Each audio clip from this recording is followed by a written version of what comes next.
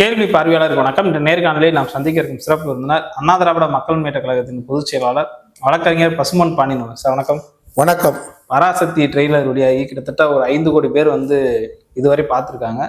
கூடுதலாக பார்த்தோம்னா Parasakthi versus Jananayagan release ஆகுன்னு சொல்லி எதிர்பார்க்கப்பட்ட நேரத்தில் ஜனநாயகன் படம் தற்போது பின்வாங்கி இருக்கிறது. இதற்கு மத்தியில் என்ன கருத்து சொல்லப்படுதுன்னா, ஜனநாயகன் ட்ரெய்லரே பராசக்தியை பீட் பண்ணிருச்சு, இன்னும் இந்திய எதிர்ப்பு தமிழ்நாட்டில் வீரியமா இருக்கிறது, பராசக்தியை மக்கள் கொண்டாட ஆரம்பிக்கிறாங்க அப்படின்ற மாதிரியான ஒரு கருத்தும், இன்னொன்று சென்சார் சரியா இது பண்ணல, அதனால அங்க படத்துக்கு பிரச்சனை இருக்குன்னு சொல்லி ஜனநாயகம் பின்வாங்கியிருக்காங்க.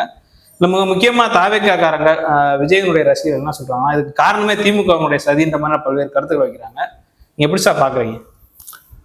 பராசக்தி படம் கலைஞருடைய நெருப்பு வசனம், அதை தெறிக்க விட்டவர் நடிகர் சிவாஜி கணேசன். ஓடினால் ஓடினால் வாழ்க்கையின் ஓரத்துக்கே ஓடினாள். கலைஞருடைய வசனங்கள், அந்த நீதிமன்ற காட்சிகள், தமிழ் உள்ளவரை தமிழன் உள்ளவரை நீடித்து நிலைக்கின்ற ஒரு அருமையான திருப்புமுனை ஏற்படுத்திய படம். தெற்காசிய கண்டத்திலே மிகப்பெரிய தேட்டர் தங்கம் தேட்டர். அந்த தங்கம் தேட்டர்ல அந்த காலத்திலே 100 நாட்களுக்கு மேல ஓடிய படம் சொல்லுவாங்க. அவ்வளவு பெரிய படம். ஆனா அதற்கு தடை அன்றைக்கு காங்கிரஸ் அரசால் தடை செய்யப்பட்டது. தடை உடை அப்படின்னு அடிப்படையில் திராவிட இயக்கம் அன்றைக்கு கலைஞருடைய அந்த படம் நாடு முழுவதும் தடையை உடைத்து மிகப்பெரிய வெற்றியை இன்றளவும் இன்றைக்கு பேசப்படுகிறது. இன்னைக்கு புதிய பராசக்தியில பெரிய விளம்பரமான நடிகர்கள், இந்த டூப்ளிகேட்டு விஜய் மாதிரி நடிகர்கள் 250 கோடி 350 கோடி வாங்குற நடிகர்கள் இல்லாட்டினால நான் கூட சாதாரணமாக தான் பார்த்தேன். என்னான்னு தலைவர் கலைஞர் எழுதின வசனங்கள்லாம் இல்லை. ஆனாலும் தமிழ்நாடு இந்திய எதிர்ப்பில் ஒரு நீர்மூத்த நெருப்பாக இருக்கிறது.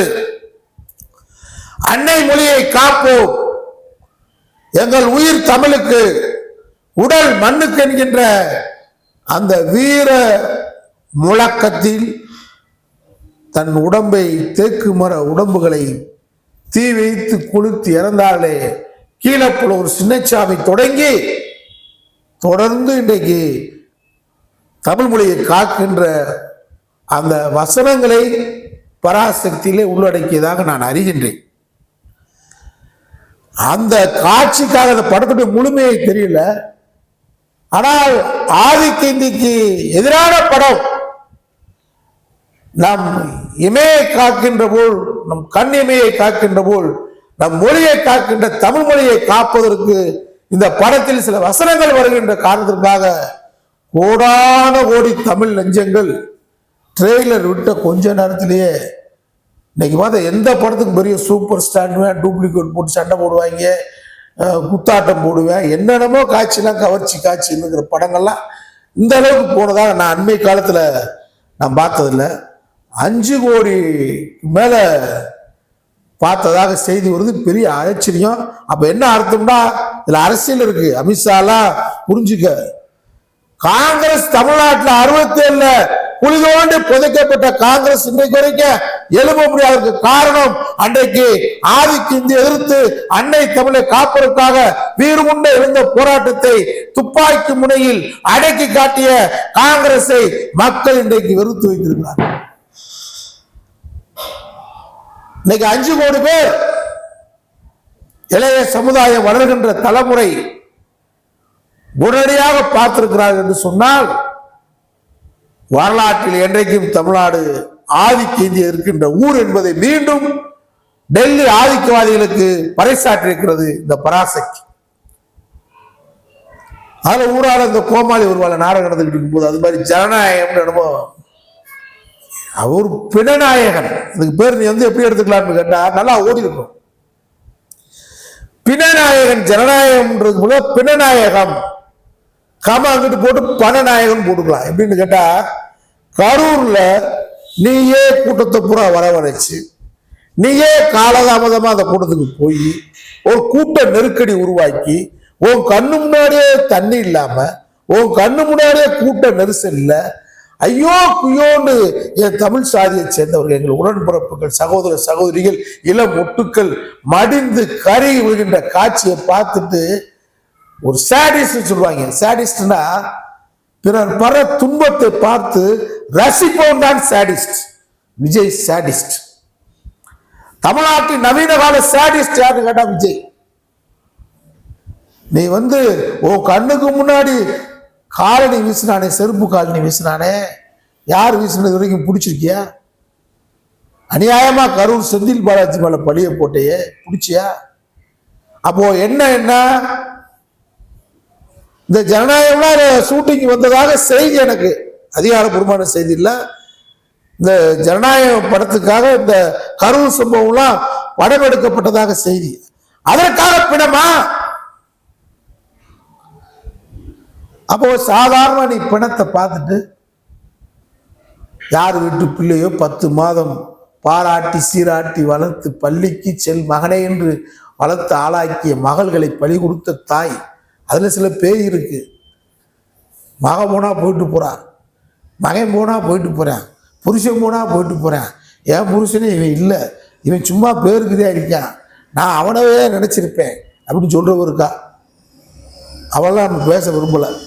ஆனா 10 மாதம் சுமந்து பாராட்டி சீராட்டி வளர்த்த எத்தனை தாய்மாருடைய அந்த இதயம் கருக்கப்பட்டு நெஞ்சம் வேதனைப்பட்டிருக்கும். அந்த வேதனை எல்லாம் தெரியாம ஓடி பனையூர் பங்களால படுத்துட்டு தண்ணி அடிச்சுட்டு வேலையெல்லாம் பார்க்க வேண்டிய வேலையெல்லாம் அன்றாட செய்ய வேண்டிய களியாட்டுகள்லாம் செஞ்சுட்டு ஆடிட்டர் குருமூர்த்தி தட்டி எழுப்பி, தம்பி போதை தெரிஞ்சிருச்சா, தண்ணியை வச்சு குளிப்பாட்டினதுக்கு பின்னாடி, எடப்பாடி பழனிசாமி சோப்பு போட்டதுக்கு பின்னாடி, தினமலர் பத்திரிக்கை உனியை பெருசா தூக்குனதுக்கு பின்னாடி, சதி 3 நாள் கழிச்சு உனக்கு சதி தெரியுது. அந்த அளவுக்கு போதை, சரியான வெளிநாட்டு மதுபானம். கரூர்ல என்ன நடந்தது உனக்கு தெரியாது. ஆனா எதுக்கு சொல்ல வேண்டாம், இது பிணநாயகம். நீ பிணநாயகன். வருகின்ற தேர்தலில் பிணநாயகன் வருகிறார் என்று தான் நம்ம சொல்லணும். நீங்க என்னமோ ஜனநாயகம் படம் கலைஞர்களுடைய பராசக்தி வந்ததுக்கு பின்னாடி எந்த நடிகரும் திரைப்படத்துக்கு வந்தா முதல் இன்டர்வியூல முதல் நுழைவுத் தேர்வுலயே ஒரு படத்துல ஒரு திரைப்பட தயாரிப்பாளர் வராரு, கதைவசனாகரத்தை வராரு, நடிகர் வராருன்னா பராசக்தி வசனத்தை பேசு அப்படின்னு சொல்லிட்டு தான் சேர்த்தாங்க. அந்த அளவுக்கு கூட அந்த படத்தை வசனத்தை பேசணும் தான் நடிகர் ஆகியிருக்கேன். நீலாம் என்ன நடிகர், தமிழ ஒழுங்கா பேச தெரியாது. நீ ஒரு வசனம் பராசக்தி சிவாஜி கணேசன் வசனம் பேசுனத பராசக்தியில பேசுனதை பேசு பார்ப்போம். இப்போ என்ன அவளை பார்க்குற டூப்ளிகேட்டா எம்ஜிஆர் படத்தை ஒட்டி உரிமை குரல் மாட்டுக்காரையோட படத்தை தேடி ஏண்டா திருட்டுத்தனம். ஜெராக்ஸ் இவங்களாம் நகல் பார்ட்டிய, ஜெராக்ஸ் பார்ட்டிய, ஒரிஜினல் கிடையாது இவங்க, நகல். இப்ப என்னமோ அந்த படம் வரப்போகுது, அதை என்னமோ திமுக அதான் தற்கூறின்றது. உங்களை விஜய் ரசிகர்கள உங்களையாங்க நாங்க தானா கூடான்னு ஏன் சொல்றோம்னா கொஞ்சம் விவரமா இரு. இந்த படத்தை தடை செய்து திமுகவுக்கு சம்பந்தம் இல்லடா தம்பிகளா, அறிவு கட்டுவீங்களா, உங்களை அறிவு ஆக்கணும். ஏன்னா நீங்க நம்ம குணத்துக்கு சொந்தக்காரனா இருப்ப, விவரமெல்லாம் போய்க்கிருக்க. அவன் பணத்தை விழுக தட்டிட்டு வீட்டுக்கு போயிட்டு தனியாக 100 நாளைக்கு கூப்பிட்டு விட்டு ஒரு 4 மாசம் கழிச்சு பணத்தை கொடுத்தா சரியா போ. அதான் பிணநாயகன். விஜய் யாருன்னு கேட்டால் ஒரு பிணநாயகன், பணநாயகன். பணத்தை விளைவிப்பான், பணத்தை வைத்து சரி பண்ணுவான். அவன் தான் கதாநாயகன். அவனுக்கு ஜனநாயகத்துக்கு அவனுக்கு என்ன சம்பந்தம்? ஜனநாயகத்தின் குரல் வலையை நெறித்துக் கொண்டிருக்கிற பாஜக பாசிச சர்வதிகார ஆட்சி எதிர்த்து என்னைக்காவது குரல் எழுப்புவதுண்டா? இன்னைக்கு அமெரிக்கா ஏகாதிபத்தியம் அட்டுழியம் பண்றானே, ஒரு நாட்டுக்குள்ளே புகுந்த நாட்டு அதிபரை பிடிச்சு தூக்கிட்டு போய் மனையை தூக்கிட்டு போய் அவன் நாட்டில் உட்கார வைக்கிறான். இந்தியா கண்டனம் தெரிவிக்கல, வருத்தம் தெரிவிக்கிறான். இதைய விஜய் பேசலாம்ல, பிடிச்ச விஷயத்த தொழிலாளர்களுக்காக பேசலாம்ல, எதெல்லாம் பேசுறது? அப்புறம் எப்படி ஜனநாயகம்? ஜனநாயகம் என்னப்பா? உனக்கு ஜனநாயக ரீதியா நம்முடைய முதலமைச்சர் ஸ்டாலின் அவர்கள் ஜனநாயகத்துடைய படுகொலை 76 விசாரணை நடந்துச்சு. கருத்து சுதந்திரம் பறிக்கப்பட்டது, எழுத்து சுதந்திரம் பறிக்கப்பட்டது. தானாக ஜனநாயகம் பறிக்கப்பட்ட போது அந்த கருத்து சுதந்திரத்துக்கு பாதுகாப்பு கேட்டு போராடி சிறையில் இருந்தார் ஸ்டாலின் முதலமைச்சர். அதனால இன்னைக்கு நம்முடைய மாண்பு முதலமைச்சர் உனக்கு தாராள ஜனநாயகம் கொடுத்து கரூர் கூட்டத்துக்கு வந்தா நீயே ஒரு கூட்டத்தை நெருக்கடி உருவாக்கி விட்டு கொலை செய்து விட்டு பழி ஒரு பக்கம் போடலாம் நினைச்சிட்டு போயிருக்க. அதனால இன்னைக்கு பராசக்தி படம் அந்த ட்ரெய்லரே 5 கோடி பேருக்கு பார்த்த உடனே ஜனநாயக படம் வீழ்ந்துருச்சு. இதான் உண்மையா நிலவரம். சிவகார்த்திகெல்லாம் ஒரே எங்களுக்கு ஒரு ஆளா இல்லை, சிவகார்த்திகேயன் ஒரு ஆளா அப்படிலாம் நீ ஒரு ஆளா போதும். உங்க அப்பா இல்லாட்டி சந்திரசேகர் இல்லாட்டினா நீ ஒரு ஆளா? உன் டப்பா மூஞ்சி யாராவது உன்னை படத்துக்கு கூப்பிடுவானா? நீ என்ன பெரிய வசனம் பேச, பெரிய ஸ்டண்டு எம்ஜிஆர் சிவாஜி எல்லாம் சிலம்பாட்டம் ஆடுவாங்க. உண்மையா நீ உனக்கு டான்ஸு என்ன உனக்கு தெரியும்? உங்க அப்பையும் சந்திரசேகர், உங்க அம்மா பாடகி. இதை வச்சுதான் நீ வந்திருக்க களத்துக்குள்ள. வேற என்ன உனக்கு தெரியும்?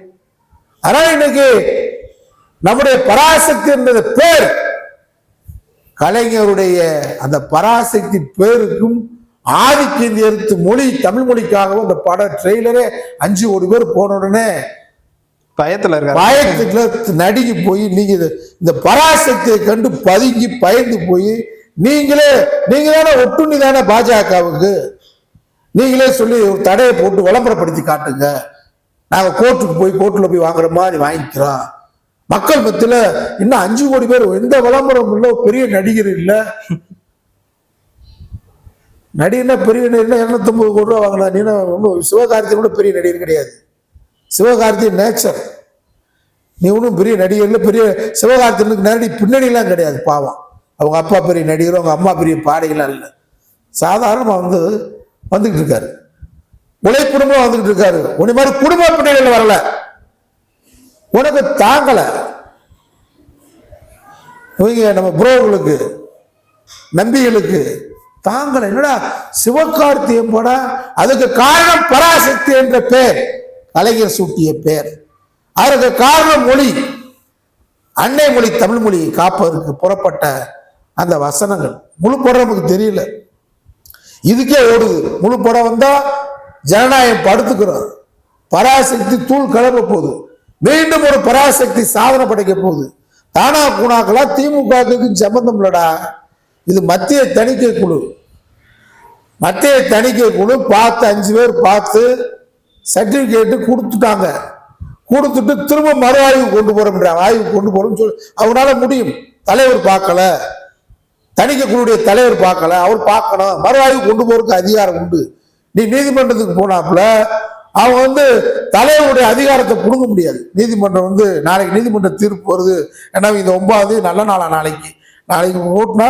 ஆனா இவங்க பெரியார் வாரிசு, நாளைக்கு நல்ல நாள் நல்ல நேரம் இதெல்லாம் பார்ப்பாங்க. அதனால ஆனா பெரியார் கொள்கை வழிகாட்டிடுவான், மக்கள்கிட்ட எடுக்கல. Vijay failure, Vijay getup failure, Vijay setup failure. தோல்வி பராசக்தி அடிச்சு போயிட்டு இருக்கு. நீ ஏதோ நாடகம் போடுறீங்க. மத்திய அரசு உனக்கு, ஒன்றிய அரசு உனக்கு ஒத்துழைப்பா இருக்கா?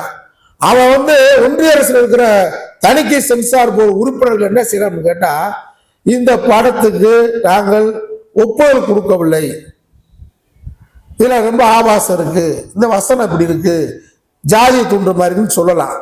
ஆனா ஒப்புதல் கொடுத்துட்டு அவங்களே புகார்தாரா வர்றாங்க சென்சார். அப்ப இதெல்லாம் உங்க நாடகம் நினைக்கிறேன். ஒன்றிய அரசு பாஜக அரசு இந்த ஜனநாயக படத்துக்கு விளம்பரப்படுத்துறீங்கன்னு நினைக்கிறேன். பராசக்தி இந்த மாதிரி சூழல் வரும்போது சொன்னாங்க பல காட்சிகளை நீக்கணும்னு சொல்லிட்டு. ஆனா அந்த மாதிரியான படம், இந்த மாதிரி விளம்பரம் இல்ல. இப்ப நீங்களே விளம்பரப்படுத்துறீங்க, செய்திகளை கூப்பிட்டு ஊடகங்களை கூப்பிட்டு 10,000 கோடியை செலவு பண்ணி விளம்பரப்படுத்துறீங்க. என்ன விளம்பரப்படுத்துறாலும் படுத்துரும் ஜனநாயகம். ஏன்னா நீ ஜனநாயகவாதி இல்ல, நீ பிரணாயவாதி, நீ பணநாயகவாதி, நீ ஒரு சர்வதிகாரி. அதனால இந்த சர்வதிகாரி ஒரு பாசிஸ்ட் பாஜகவுக்கு ஆதரவாக, ஊழல் எடப்பாடி பழனிசாமிக்கு ஆதரவாக செயல்படுறதும், நாட்டில் திராவிட மாடல் ஆட்சி மூலமாக மக்களை கொள்கை வழி மக்களாக அகில இந்தியாவிலே இன்றைக்கு கல்வியில, பொருளாதாரத்தில் அனைத்திலும் முதல் மாநிலமாக, முதல் நம்பர் 1 முதலமைச்சராக தளபதி ஸ்டாலின் திகழ்வதை நீ சாதாரண நினைக்கிற, மக்கள் நினைக்கல. அதுக்கு சாட்சி தான் பராசக்தி படத்துடைய வெற்றி பெறப்போகுது. இவங்க சென்சார் போர்டில் நாளைக்கு நீதிமன்றத்தில் கூட அனுமதி கொடுக்கலாம்.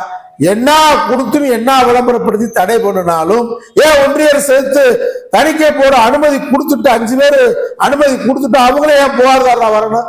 இது எந்த படத்துக்கு வந்தது இல்லையே. இதையே விஜய் வந்து ஆப்படிச்ச குரங்கு மாதிரி இருக்க பேச முடியுதானே? திமுக எதிரின்றல கொள்கை எதிரி தானே பண்றான். இந்த தாவேக்காட்டு வலைதளத்துல பூரா இந்த தற்கூரிய அணில் குஞ்சுக திமுக எங்கடா கிழிக்குது? நாங்க எங்க அவனை பார்த்து பயப்படுறான்? நீ பராசக்தியை கண்டு ஓடி ஒதுங்குகின்ற அணில் குஞ்சு கூட்டமே நாளை வெற்றி பெற போகுது பராசக்தியை. நன்றி சார். நன்றி.